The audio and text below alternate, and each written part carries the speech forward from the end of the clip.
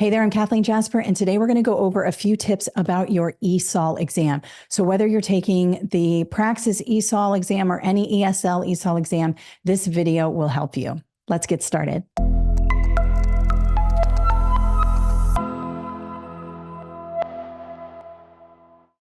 All right, so last weekend I did a free ESOL webinar for the ESL or ESOL teacher certification exam. If you didn't see it, I'll link it up so that you can register for it and get the free study guide and all of that. It's a really good webinar. It went about an hour and I went through everything. But I want to just give you some quick tips today about your ESOL exam that will really help you. So of course, we have a study guide for the ESOL exam. I designed this one so that it will cover any ESL, ESOL exam.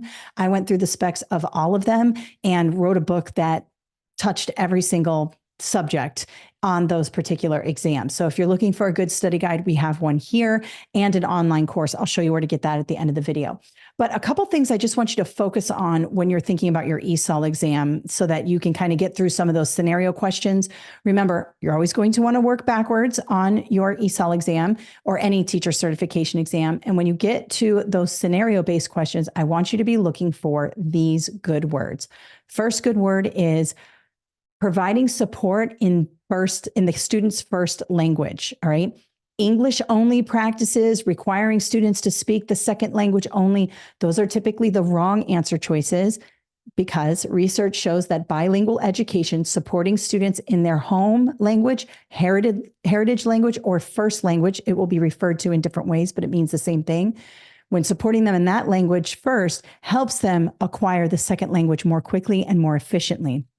So there's a lot of misconception out there that if you just throw a kid into a classroom and you only speak English to the student, he or she will do better. That's not true. Bilingual education is the best approach where we support students in both their first language and push them towards acquiring that second language, okay? The second thing I want you to think about is critical thinking. So there's a lot of misconception out there that because students do not speak the second language, they can't think critically. That is not true. They can think critically. They're just thinking critically in their home language. Now, one of the things that we want to be sure we're doing is being culturally responsive. That's another good word that I'll talk about in a second. But when we're being culturally responsive, that means we're pushing all students, regardless of what language they speak, what country they're from, what neighborhood they live in, who they are, whatever. We always want to push critical thinking because that means they're getting a better education. That means they're engaging with the contents of, the subject area in a critical way. And this helps to increase student achievement.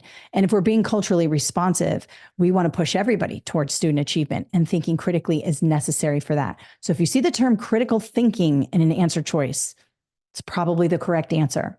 Now, I touched on cultural responsiveness. That is where we are being culturally competent. You might see it as culturally responsive.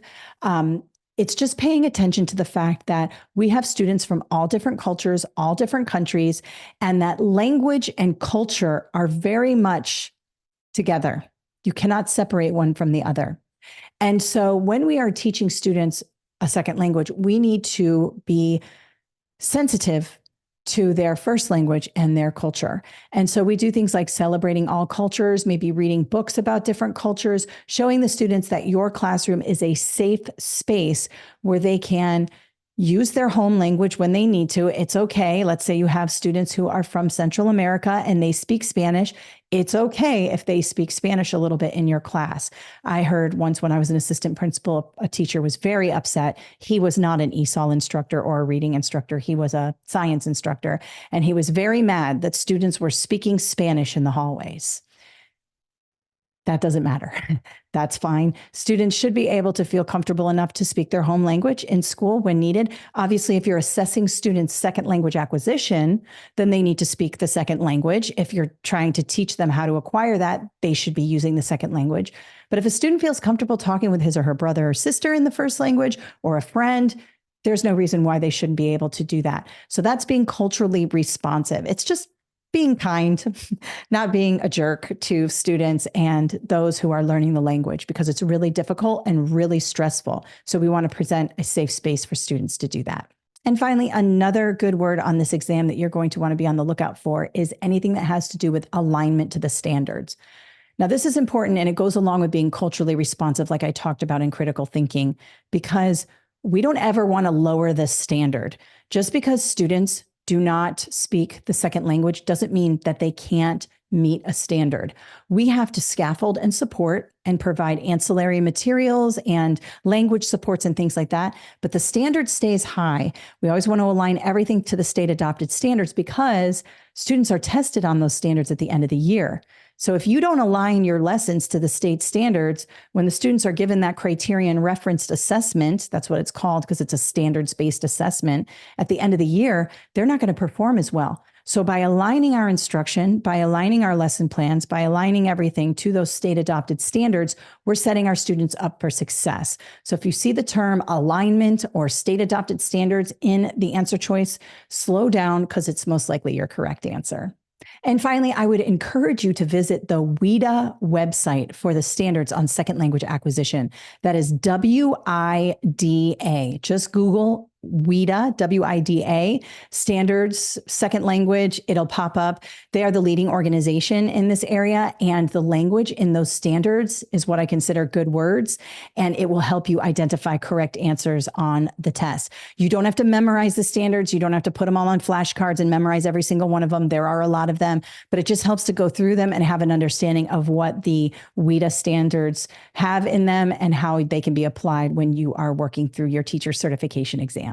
Now, remember, you're going to see questions about ELLs, ELs, second language learners on lots of different exams. You'll see it on the teaching reading exam. You'll see it on elementary education exams. So it helps to review this video and those WIDA standards, regardless of what certification exam you are taking. Now, let me show you where to get our book if you're interested in more resources for the ESOL exam. All right, just hop over to KathleenJasper.com. And if you go over to our programs down here, ESOL, you will see that we have an online course right here, and we have a study guide. Now, the study guide is a digital study guide when you buy it from our website. It is emailed to you in a PDF. But if you prefer a physical copy, don't buy the digital and print it out. That's a waste of paper and ink. Go ahead and just click this button here for the Amazon book, and you'll see we have a lot of 5-star ratings, and you can just get it through Prime, and it comes in this physical form that I was holding up earlier. So if you want a physical copy, just go to our website. We have a button for Amazon there. You can click that. Now, we also have an online course. Now, I just recently beefed this up. I made it a lot more comprehensive. In this online course, you're going to get the digital study guide, so you do not have to buy both. You just need to buy the course. You get everything.